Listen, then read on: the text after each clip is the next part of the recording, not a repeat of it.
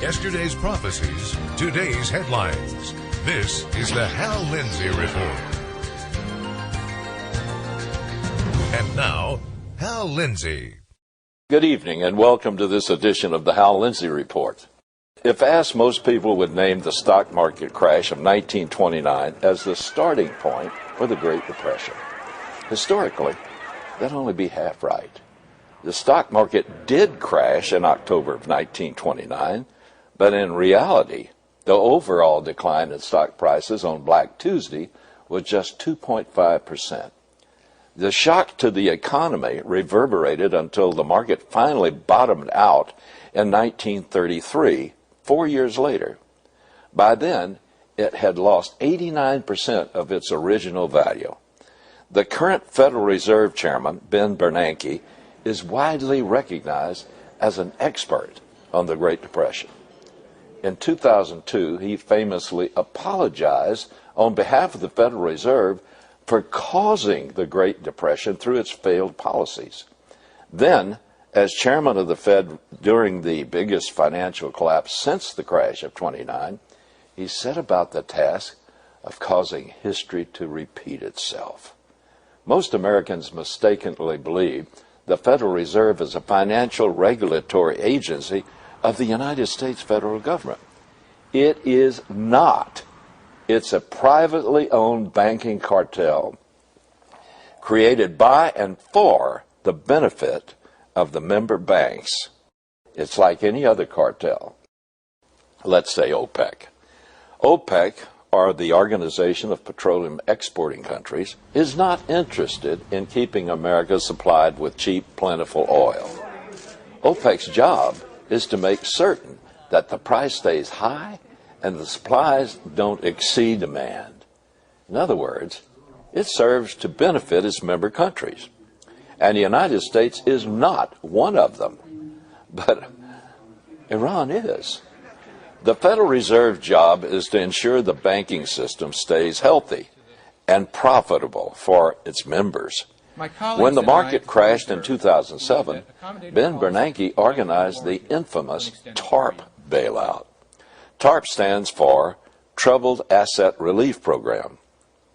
Ironic, isn't it? The assets weren't troubled. The ones who were troubled were the banks who owned the overvalued assets. And they were troubled because it looked like they might lose some of their profits. Notice who got bailed out first. The Federal Reserve banks. To pay for TARP, Bernanke authorized the printing of an extra $1 trillion in cash. He then dumped it into the system by giving it to the banks. The $1 trillion didn't exist until it was printed. It wasn't backed by anything. It was only legal because it was authorized by the Federal Reserve.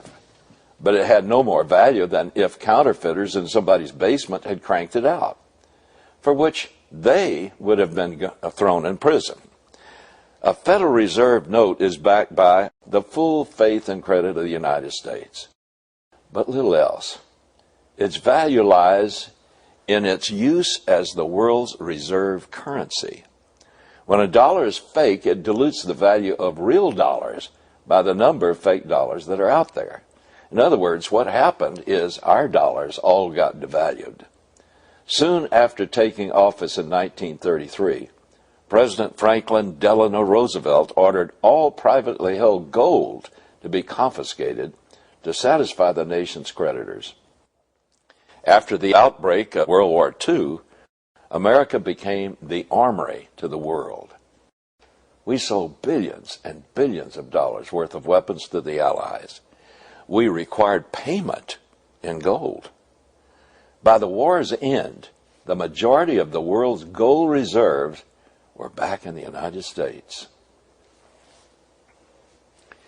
In the mid-1940s, the policymakers of the victorious Allied powers set out to create a new economic order for the post-war years. Meeting at a hotel in Brettonwood, New Hampshire, they created a system of exchange rates where the currencies were pegged against the dollar and the dollar was convertible to gold. Two international banking institutions were also created: the International Monetary Fund, also known as IMF, and the World Bank. In the 1960s, the Federal Reserve increased the supply of American dollars to pay for President Lyndon Johnson's war on poverty and the war in Vietnam. The inflation caused by dramatically increasing the money supply caused investors to worry, and well, they should have. By the time the 1970s arrived, foreign governments had begun redeeming their dollars for gold, lots of gold.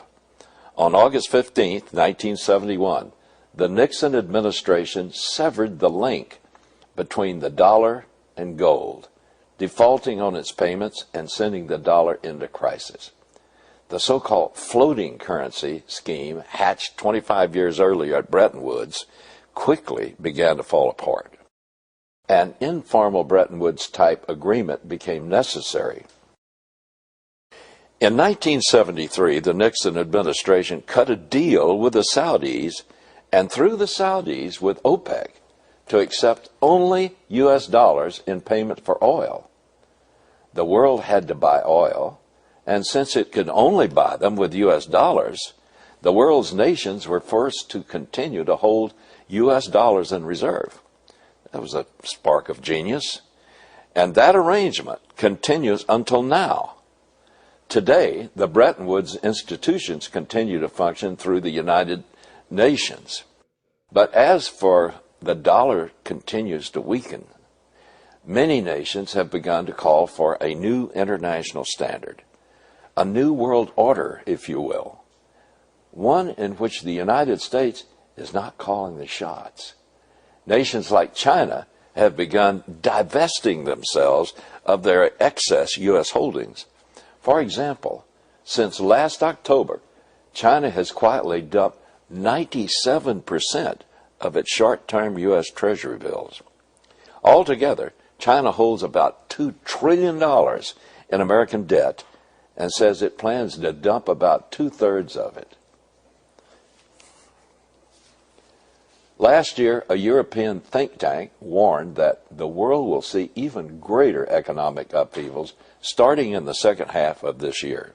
The group, known by its acronym LEAP, which stands for Le Laboratoire Européen d'Anticipation Politique, with my sincere apologies to the French-speaking world, or in English, the European Laboratory of Political Anticipation, assesses the international system as having entered into a state of complete decay.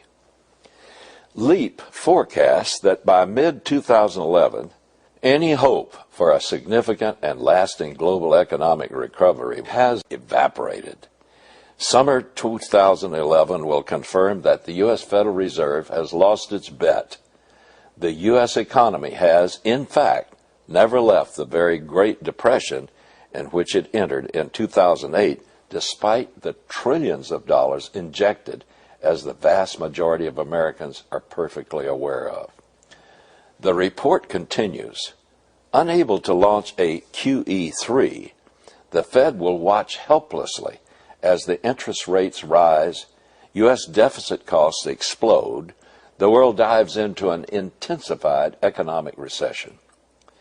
QE3 refers to a third round of so-called quantitative easing. That's just another way of saying that the United States is printing unbacked currency again and using it to buy its own debt. The bulk of the T-bills purchased since late 2010 have been purchased by the Federal Reserve. Though you'll probably hear rosy mainstream media predictions about it, the actual probability of a QE3 began to fade when the Fed buyers at the Treasury window looked around and saw they were the only ones in line. Remember, the U.S. dollar is backed only by faith in the fidelity and trustworthiness of the United States. And we're not fooling anybody anymore. The LEAP Bulletin goes on to forecast the collapse of stock exchanges as the dollar loses 30% of its value on the foreign exchange market. As recently as April, economists at Deutsche Bank rated the U.S. economy as being just slightly above that of Greece, Ireland, and Portugal.